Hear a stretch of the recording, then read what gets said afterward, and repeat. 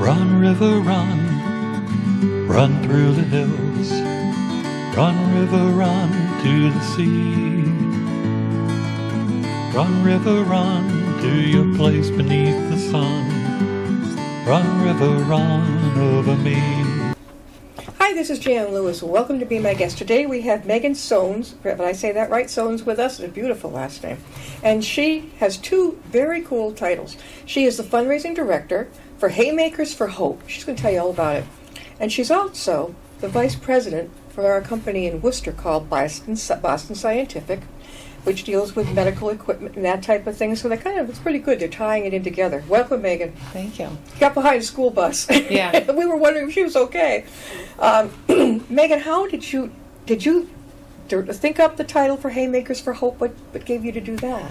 So Haymakers for Hope is actually an organization that's been around since 2012.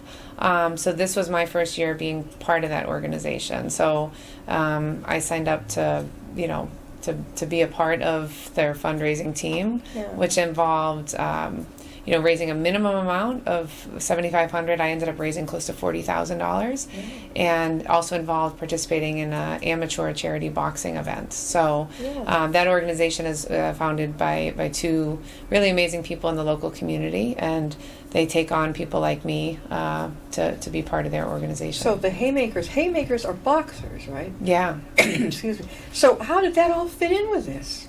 So Haymakers for Hope's mission is really around cancer patient survivorship, awareness, and treatment. So the boxing part, one of the founders, Julie, and her other co-founder, they basically tied their passion around boxing to cancer. And when you think of other large cancer fundraisers, having like a big marquee event is always a really interesting way to rally people, right? So again, when I signed up to join in this year's Haymakers for Hope event, ultimately we boxed in front of 1,500 people. You're boxing? I boxed, yeah. 1,500 people. Which auditorium do you go to? The one in the center of Worcester? No, we actually went all the way into Boston to the MGM Music Hall at Fenway Park. So, oh my gosh. Yeah. When did you get into boxing? So I probably was the least experienced person in the event. There was 26 women that signed up. And I was, I had started boxing training actually just after being accepted by Haymakers. They assigned me to a local boxing gym called Uppercuts, run out of Ashland, Massachusetts. And they had assigned me there to work with Coach AJ, and he had 109 days to get me ready. So when you went into boxing, Haymakers for Hope was already established. Yeah. But you're the one who runs it now. I am for them. I am a participant in their program. So in 2022, I was the top fundraiser at the Bells of the Brawl event. I will put down top fundraiser. That's important because I do not like asking people for money. I just can't do it. Yeah. There are salespeople we know who can go door to door and think nothing of it. Yeah. But how that must be difficult. How do you go about raising that money? So I guess a couple of things. So I've worked in a sales role in my professional career. So Haymakers for Hope is a volunteer part of my life. My day job, I'm an area vice president of sales for Boston Scientific. So I lead a large selling organization. So part of that, I guess, being in sales and previously in marketing is a little bit maybe inherent to things I do anyways. Yeah. However, when it comes to fundraising, there's tons of ways, people get hit up for financial donations all the time, right? Yeah. So I think there's really two ways that I felt like I don't even know that it was always directly asking for money, right? Sometimes it was just making people aware of what I was doing and why I was doing it. So if you tell somebody, hey, I'm going to undergo 110 days of intensive training to learn how to box, because I didn't know how to box, hop in a boxing ring, a real boxing ring, and a USA boxing regulated match, and go toe-to-toe with some other lady. Yeah. Some people are like, oh my God, that's really a courageous, impressive thing to do. How can I support, right? So often, if you can get people to ask how they can help, it's easier to say, well, the most immediate thing you can do is donate to my page. For me, my benefactor is Dana-Farber, which is a household name in cancer care in the state of Massachusetts and nationally and internationally. So part of it was just sharing what I was doing. And I'm a big believer in also like sharing the why you do something. There's I don't know if you know the author Simon Sinek. He's a business author. He writes a book called Find Your Why. Yeah. So I think just sharing, like, so for me, working in medical cancer care at Boston Scientific is part of my personal passion around helping others and being part of the greater good. Specific to Haymakers for Hope and the idea of like knocking out cancer. My mother-in-law has passed away from lung cancer. My father-in-law is currently undergoing cancer treatment for lung cancer. I've had 2 girlfriends under the age of 40 that both had breast cancer and are survivors. And pretty much any person you talk to, I know we had a chance to chat a little bit before the show. You don't meet somebody who doesn't know somebody not affected by cancer. Yeah. So it hits close to home. I think a lot of us, Yeah. In my immediate family, this was way back years ago, but one of my grandmothers, she might have survived in later years, but she died of, it's called childhood leukemia. It came on so quickly, and we thought we'd take her home for 6 months. Yeah. Never made it. Yeah. Very quick. But I bet you nowadays, with our wonderful care, like at Dana-Farber, UMass, Boston, people are living. If you look in the obituaries in the newspapers, you can see people heading into the hundreds now. Yeah. Don't you think it's due to our medical care too? Yeah. I think there's a lot of options now, not just for treatment, but also like palliation, which is like, to provide people a comfortable end-of-life experience and extend that end-of-life period. So definitely. So you got into boxing. This is so good. We are talking with Meghan Soenes, and she is a fundraiser, the top fundraiser of the Haymakers for Hope, and that's to help raise money for cancer prevention and treatment, right? Yeah.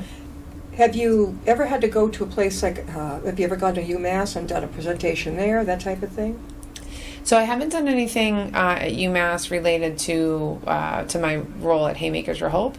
Because I work for Boston Scientific, UMass is certainly an important institution. So I've worked with some of their, GI endoscopy physicians and have people on my team that work within that hospital every single day. So when you do a fundraiser, do you and the other ladies get out there and box in front of people? Yes, yeah. So the fundraising is actually leading up to the event. So like I did a number of things. So I ran, for instance, I approached many people in my community, small businesses, I should be specific, for different donations and ran like a silent auction. I received several donations from all around, the greater Worcester County area, primarily from Northborough, which is where I live. And, small businesses donated to the cause, and then people bid on those auction prizes. So that was one great way to raise money, and using social media and other ways to drive awareness. The other one was like somebody else donated, Boston Scientific actually donated to me and my colleague these tickets for a Red Sox Yankees game. We were able to raffle those off, and you can imagine, that went for, we were able to raise a ton of money through that raffle. And then otherwise the fundraising, I took a more personal approach around just kind of the more people I shared my story with, the more they shared it with other people. So I actually had the situation where people would come up to me and say, "Oh, I heard you were doing this boxing event. Tell me more. Tell me why." Yeah. So you never have to get up in front of an audience and do a pitch? Not ever? I do. I do in my day job. For fundraising, I didn't take to like a big stage, unless on social media, I did, but in like I didn't go into.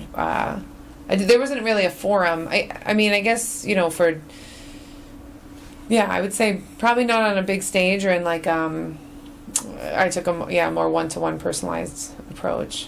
We are talking with Meghan Soenes, and she is fundraising Supergirl for Haymakers for Hope, and she is the vice president at Boston Scientific in Worcester. How can they reach you, Meghan?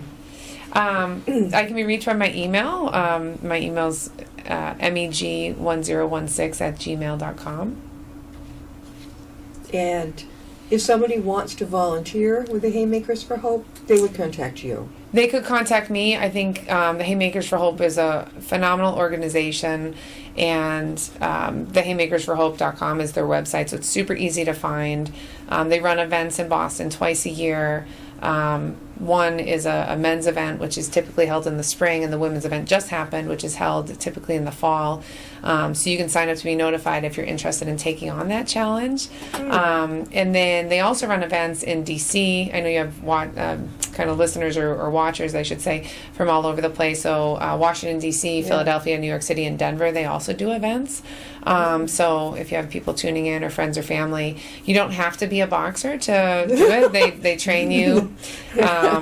Locally, like I said, I had the chance to work with the Uppercuts Gym in Ashland, Massachusetts, and Coach A.J. Thomas, he donated his time to me and another woman, Jasmine, to, he trains Golden Glove fighters, real boxers. Yeah. So he also took on the challenge of training 2 novice ladies to get us ready. So, do you have to decide where that money goes, the fundraising money, whether it's Dana-Farber or one of the other places? Yeah. So what's really awesome about Haymakers for Hope is, while they're a cancer 501c3 charity in and of themselves, what they do is, and the way they phrase it is, if you're going to be the one getting punched in the face, you should at least get to choose where your fundraising goes. Yeah.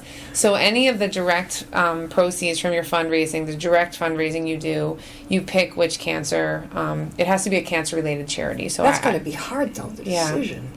It does, and I was really proud to pick Dana-Farber.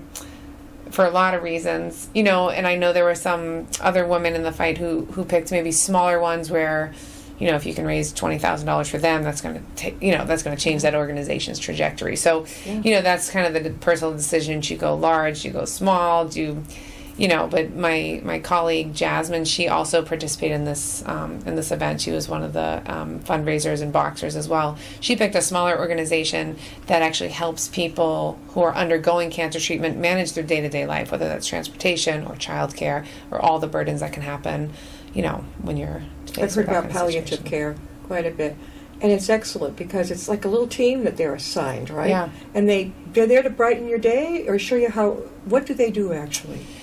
So it kind of depends on what the situation is. So a palliative care team would be somebody assigned if you had a terminal cancer illness, and they might oversee different treatment options. So, for instance, working for Boston Scientific, we offer a range of procedures or devices for procedures that support palliative care or end of life care to make your end of life as comfortable and as normal as possible. Yeah. So that team would be assigned to overseeing different procedures as well as just any medical or other comfort measures. There's another one too. Hospice and palliative. How do you compare the two? That's a good question. I don't know that I have the precise answer. So hospice is a care setting where somebody would choose to kind of live out the sort of the end of a lot of the physical things and the medical things, whereas palliative is more of an approach to a different kind of approach. If somebody would love to get into the Haymakers for Hope, how would they volunteer from any of our towns here in Massachusetts? That's actually a really great question. So there's a couple ways you can volunteer with Haymakers for Hope. Number one, you can choose to be a boxer, right? Which is a physical, mental, time commitment, as well as a little bit of an act of courage and a fundraising commitment, right? So there's kind of a lot that goes into that, as well as it's an application process. You have to apply and be chosen. The other way is they actually accept volunteers. So they run events, for instance. So they do play a role. For instance, I saw in the Boston Marathon, their main are the 2 big events they run twice a year. Really, the Haymakers run that too? They run a men's event and a women's event twice a year, and people can volunteer to help with check-in desks or help with setup, and there's a lot that goes into running that organization. So, are you primarily affiliated with the Worcester branch of it? So they run just out of Massachusetts. So by being based in Worcester County, it made me affiliated with the gym I was affiliated with, but they allow you the flexibility to do your training from wherever you can get. That's really something, getting out there and boxing. And the fundraiser part, that's fantastic. Yeah. But what if you're just learning to box and you get in there with some girl who's really aggressive? What do? Go like this or what? No, I mean our coach trained us to take punches and Whoa. to get out of the way when you need to. But Real punches. real punches. There's, as he would say, other sports you play, and Yeah. there is only one version of boxing. You might play baseball or play basketball. There's one version of boxing. So when I first signed up, I didn't really have a good understanding, I'd say, of what I was totally doing, because I kept saying, oh, well, I'm doing charity boxing. Yeah. I was like, well, charity boxing is still boxing. Yeah. So the goal, the goal of boxing is to land clean punches on your opponent. And How do you find time? You're a vice president at Boston Scientific Yeah. in Worcester. Where do you find the time for this? This is awesome. What do you do? I think, my approach to stuff is just like, life is about what you make time for. I'm a mom, I'm a wife, I have a fairly significant role in my company. I think it's important to make time, I'd say, both for yourself, and for me that also is. So this was a little bit about investing in myself, right? Because I invested in my own physical fitness and took on a new challenge and proved to myself that I could do something that I would say neither I nor people super close to me thought was really something that was in my wheelhouse of things I could do. You're so feminine. I can't picture you boxing. She's so beautiful, and you just don't look like. Usually, I picture a boxing gal as probably more like a phys ed major. Yeah. A little bit more. Yeah. I remember in college. I mean, if I have some muscles I could flex if we needed to for the show. No. I remember in college, I was an art major. There was a number of us there, and then we would get in the elevator with some of the girls who were phys ed majors, and we looked and we thought, boy, we're not getting into a fight with one of them. They were really rugged. Yeah. Now, also, she's the vice president over at Boston Scientific for marketing, right? Yeah. Marketing. How long have you been there? So I've been with Boston Scientific for 12 years. I had different roles in marketing and now in sales. I work for their GI endoscopy division, where we take care of patient devices for patient care for GI cancers, diagnostic procedures. Oh, God. Are that the one with Roto-Rooter down the throat? I don't think I will ever allow. They would honestly, really, Megan, have to knock me out, and I hate being knocked out. Yeah. But I don't think I could take it. I mean, psychologically, the idea, it's bad enough at the other end. Yeah. But down your throat, have you seen, what, oh. So the team I'm responsible for works with physicians every day and support those procedures, and they're super safe, super effective. There is lovely anesthesia that not only takes care of you, but you don't even remember it. So it is very real that it induces both upper endoscopies as well as colonoscopies do induce anxiety in a lot of people. But like colonoscopy is a proven way to reduce the incidence of colon cancer. So, and catch it early. Endoscopy, that's a good way too. Yeah. Do you do anything for the upper GI where they have to drink the barium so they can see it on the X-ray? That would be something that would happen before our team was involved, but yeah. Do you ever in your training, had to watch some of these procedures? Yeah, for sure. I know. I'd say I see an endoscopy procedure at least once a week or so. What? Yeah. Once a week you see somebody go through that? Yeah. Would you ask the patient first if is it okay? Or? The hospital handles patient consent, and the role of me and my team is there to support certain devices that are used in the procedure.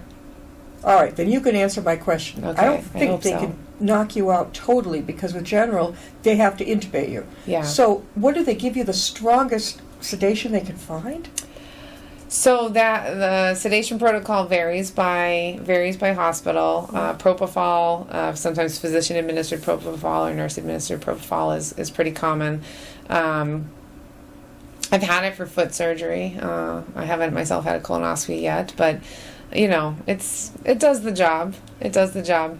If you're having a cancer intervention, there are certain procedures with an endoscopy that they would put you under general, but for the most part, that's not necessary. Yeah, I know. Well, you got one tube already going in. How are they going to get the other one? Well, go up through the nose. I heard. Isn't that one of the ways they can do it? So endoscopy screening for upper GI would be through the mouth. Yeah. I know. I've had the one that in ENT, ear, nose, and throat. Yeah. Nothing to it. Yeah. It, just goes. They take a look at your throat, but don't take the spray. Yeah. That my husband and I. Oh my God, that stuff can make you panic, thinking you can't swallow. Yeah. It's not really painful. Yeah. It's really pretty quick too. Yeah. My husband went through an upper endoscopy with no No sedation, no painkiller. Oh, wow. Nothing. Okay. And he told me I will never do that again. Yeah. I don't know how he did it. Have you ever That's- seen that done? No, that sounds pretty unusual. We are talking with Meghan Soenes, and she is one of the top fundraisers of Haymakers for Hope, and she's a vice president at Boston Scientific in Worcester. How can they reach you, Meghan? I can be reached on my email as meg1016@gmail.com. Now, a woman could be any age to get in on this, or is there kind of a limit as to the boxing part?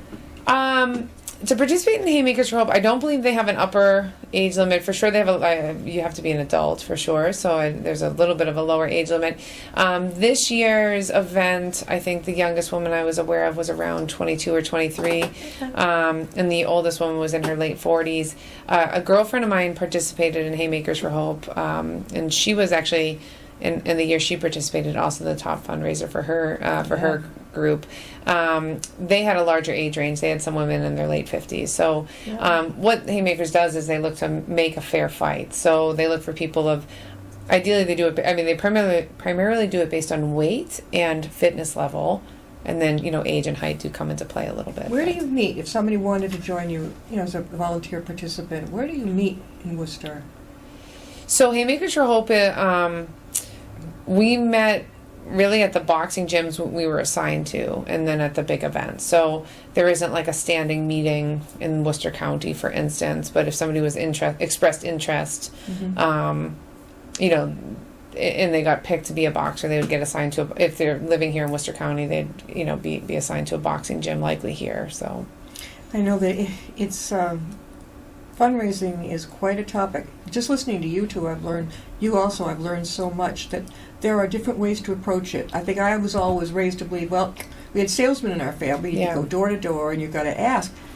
I don't know. I guess I'm not cut out to ask people for it. But you're leading me to believe there are other ways to do it. Yeah. If you provide an event. Yeah. Do they pay to go to the event beforehand? People also pay to attend the event, for sure. There's a cost to attend the event. And that covers both the cost of the event as well as there's proceeds from that. So I think large events are large events are certainly a portion of the fundraising.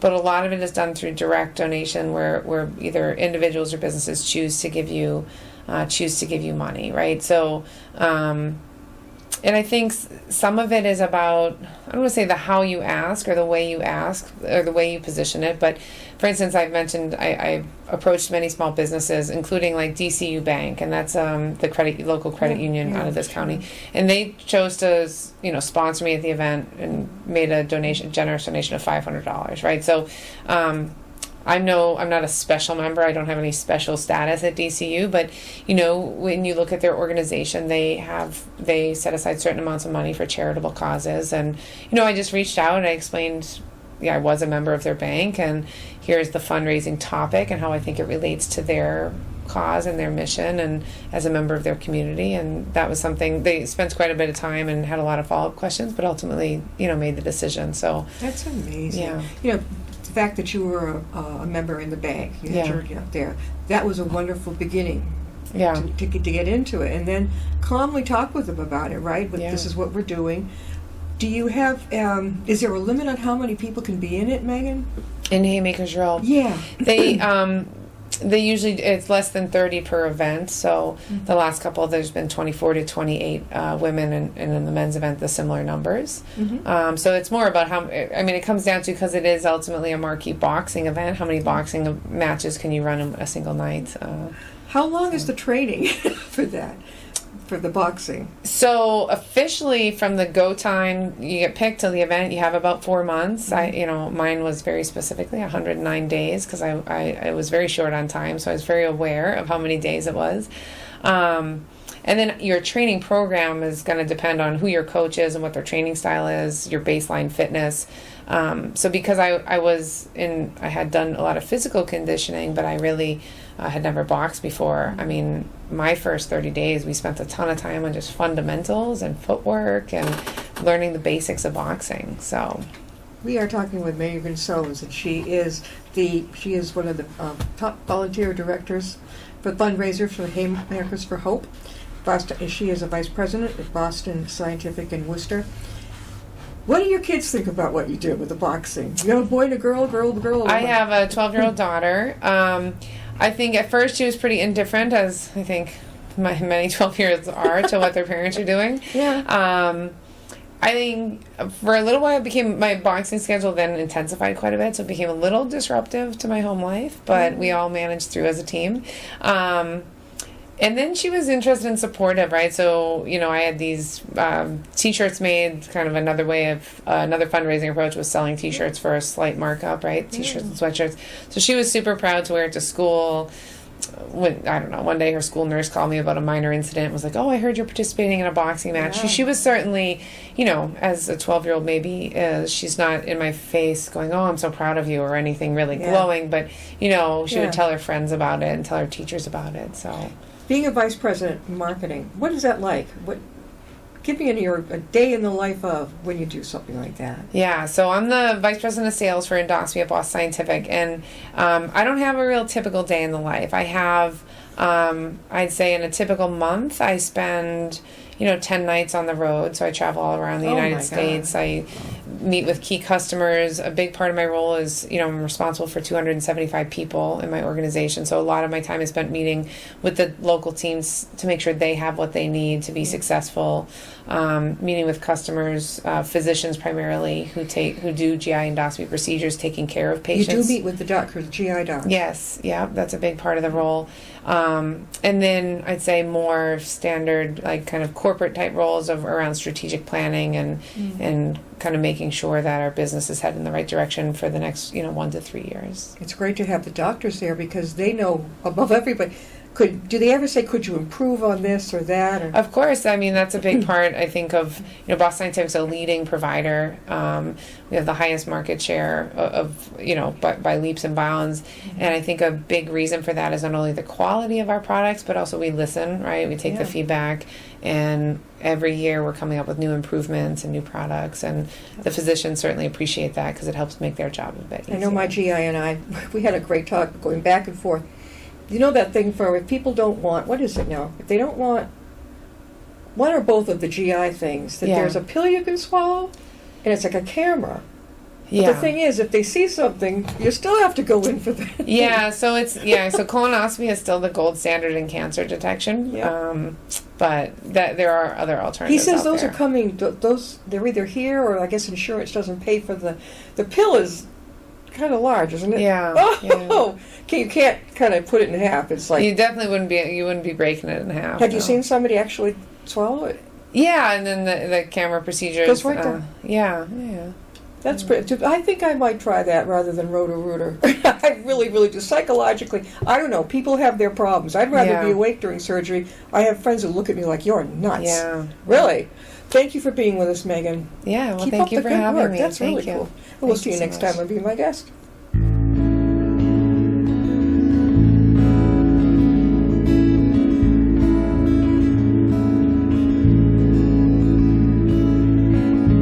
Riding on a shooting star,